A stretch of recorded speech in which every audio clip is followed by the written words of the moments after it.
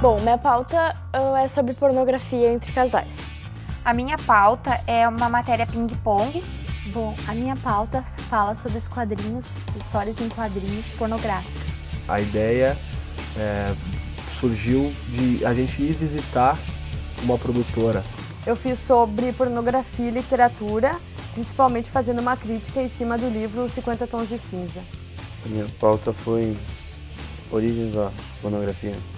Tá, a minha pauta é porno chanchada. Minha pauta foi sobre a relação entre pornografia e pecado. Porque dentro de pornografia, trouxe várias pautas, mas aí sentando com o professor Demetrio, surgiu então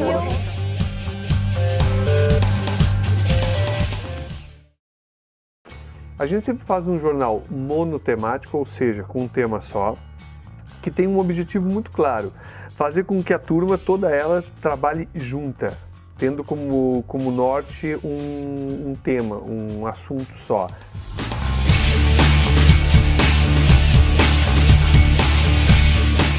Por quê?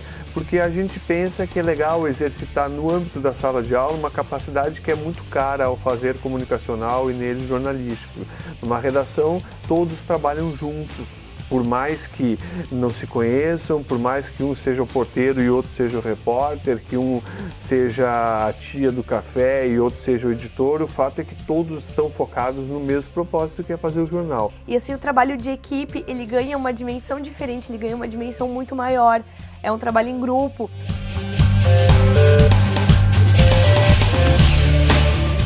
O erro do meu colega, na verdade, é o meu erro também. E eu tô ali muito antes de uma pessoa para mandar fazer alguma coisa, mas uma pessoa para prestar um auxílio, para prestar um serviço. Num primeiro momento começou a discutir quais seriam o tema do Unicom. Num segundo momento, escolhido o tema, a gente decidiu as pautas. E num terceiro momento, a gente dividiu as funções, que no caso eu fiquei com diagramação.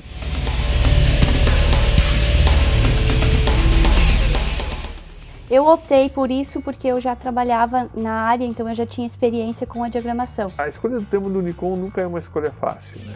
A gente demora em média 2 aulas, pelo menos, para escolher o tema. Olha, no primeiro momento me causou algum estranhamento.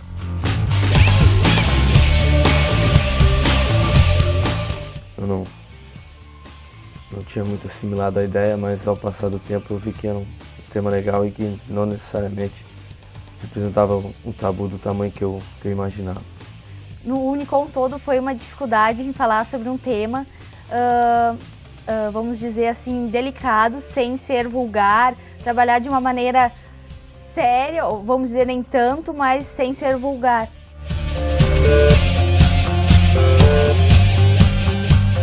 Esse foi o maior desafio. No início, que foi nos dada a pauta, era para entrevistar 2 pessoas da pornografia.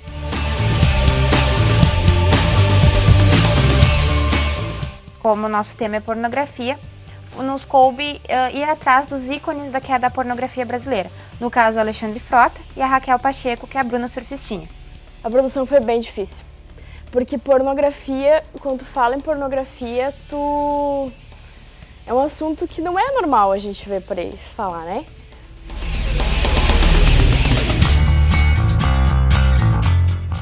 Então, foi bem difícil achar casais que fossem conversar comigo sobre o tema. Eu pensei no início que não, que seria mais fácil, mas não foi. A minha principal dificuldade, assim, foi, digamos, quebrar um paradigma, tipo, de já conhecer a pornografia, de como é a pornografia hoje, e vivenciar um mundo onde a pornografia era totalmente diferente, ainda mais por ser produzida no Brasil há 30, 40 anos.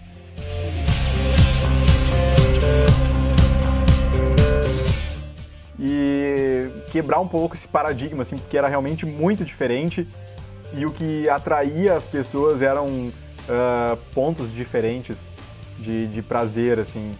Porque eu não tinha fontes para entrevistar.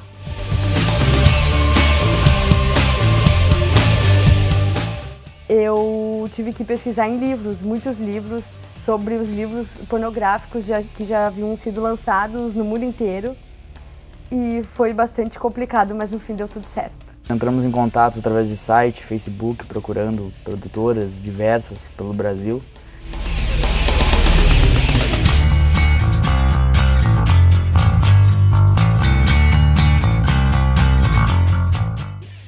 E a gente achou 2 contatos, 2 produtoras, a X-Plastic e a Brasileirinhas. Entramos em contato com os produtores, com os chefões dessas produtoras. E acabamos que eles foram nos enrolando e o prazo ia se esgotando e a gente não tinha nada. Isso era 1 semana antes de entregar o texto do Unicom. Então eu escolhi uma figura que representou bem esse marco da história em quadrinho pornográfico, que foi o Carlos Zéfiro. Então, na década de 50 já, ele inovou, né, usando um estilo diferente nesses quadrinhos, com uma linguagem mais erótica, e ele marcou esse período. Sim, eu fiz um ensaio tentando diferenciar o que é material erótico, material pornográfico, material sexy. Para alguns era a mesma coisa, mas a partir de algumas leituras e investigações que a gente fez, nós fomos percebendo que os materiais eles se diferenciavam. E nisso tem essas 3 classificações, tanto em revistas, filmes, ilustrações, enfim. Acabou que não deu certo isso e a gente optou por fazer um diário contando meio que as desventuras de uma matéria não tão bem sucedida assim, né? Fracassada. Uma pauta que acabou não dando certo e acabou se tornando um diário. No caso, uma história que virou uma piada no fim. E tá muito engraçado. Vocês vão gostar. Ficou show. Eu tive que arranjar uma foto e a ideia da foto não vinha. Eu tive que começar a pesquisar e perguntar tanto para os colegas quanto para outras pessoas o que tu imagina quando se fala em porno chanchada. Foi desafiador. Em princípio não era um tema da minha preferência, nós estávamos numa votação entre 2 temas, mas a abordagem jornalística ela está acima disso. A ideia de fazer um trabalho em equipe, de fazer um trabalho bacana, ela estava acima de qualquer preconceito, de qualquer insegurança, mas sim, não posso negar que pessoalmente foi desafiador. E ao mesmo tempo foi bacana, porque aí a gente pode experimentar outras realidades, outras abordagens. Acho que deu para fazer um trabalho legal. Outra parte engraçada, porque que a minha pauta tinha furado, né? Mas a pauta os gritavam me camelar. Daí quando eu fui passado para o grupo para acompanhar a pauta deles, tem a salvação. Que salvação que nada.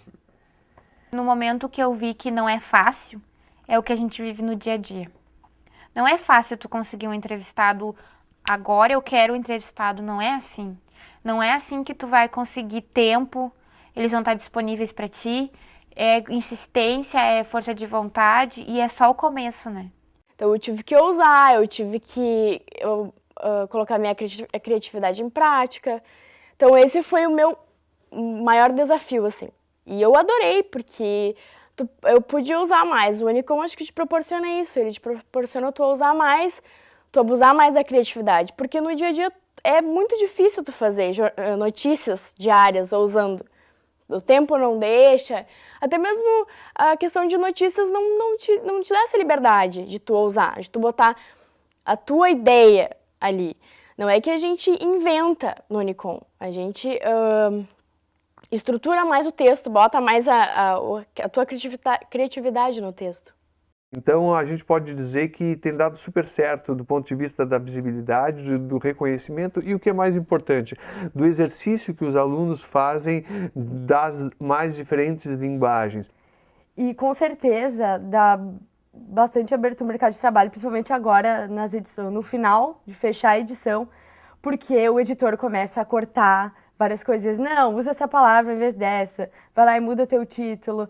Aí tu começa... É o que tu vai encontrar no mercado de trabalho, sabe? Tu é obrigado a aceitar essas mudanças no teu texto ou aceitar opiniões. A experiência do Unicom, ela foi diferente, ela foi única, justamente por essa autonomia também ser maior. E esse contato não ser apenas com uma outra pessoa, mas ser com outras 13 pessoas, né, além do professor Demetrio. Então chega um ponto que tu tem que se virar, meu. Tu tem que ir atrás da tua matéria, assim, e dos pontos que tu tem que atingir na tua matéria. Vai muito da criatividade, assim. E acredito que isso é muito exigido hoje no mercado também. Eu acho que é a melhor coisa que tem, é isso. Tem que viver, tem que dar o sangue para chegar lá. E eu consegui, graças a Deus.